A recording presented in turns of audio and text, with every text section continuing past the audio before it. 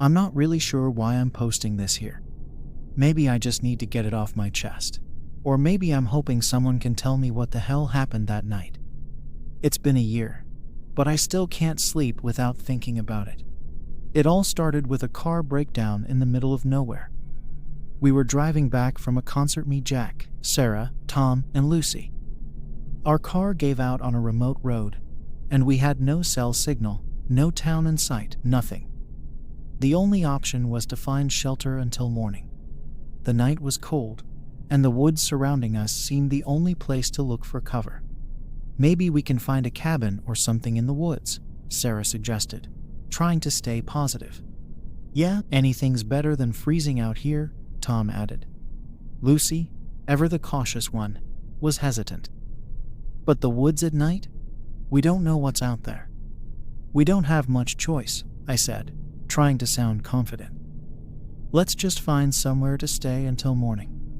We grabbed our backpacks, flashlights, and a couple of blankets, then headed into the woods.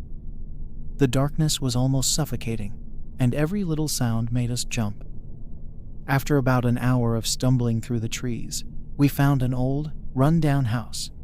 The place looked like it hadn't been lived in for decades. The windows were broken, the door barely hanging on its hinges. It was creepy as hell, but it was shelter. Guess this is home for tonight, Tom said, attempting a weak smile. Inside, the air was stale and cold.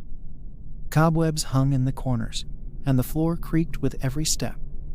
We set up our sleeping bags in what seemed like the least creepy corner of the house. This place gives me the creeps, Lucy whispered, eyes darting around the room. It's just one night, I said. We'll be out of here first thing in the morning. That's when things started to get weird. We heard footsteps upstairs, but when we checked, no one was there. Doors would creak open and slam shut by themselves, and a cold draft seemed to follow us wherever we went.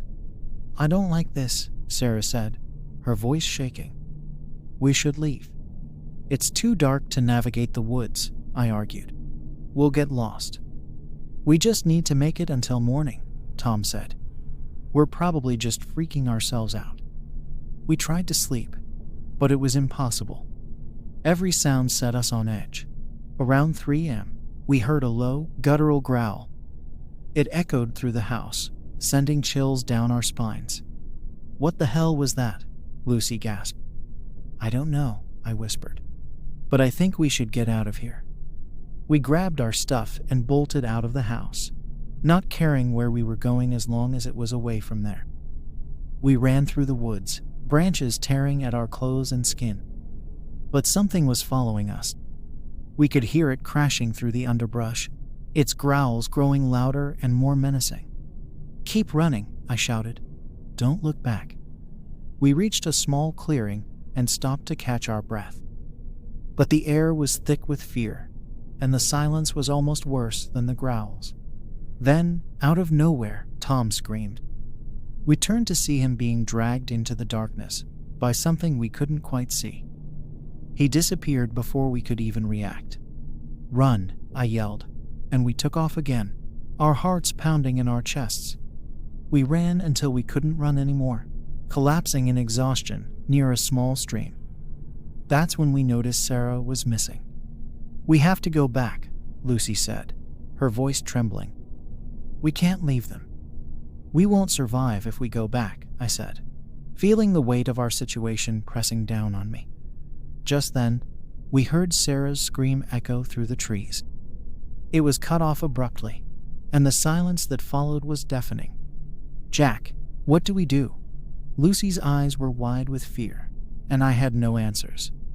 We need to keep moving, I said, trying to keep my voice steady. We have to get out of these woods. We walked for what felt like hours, the darkness and fear pressing in on us from all sides. Then, Lucy stumbled and fell.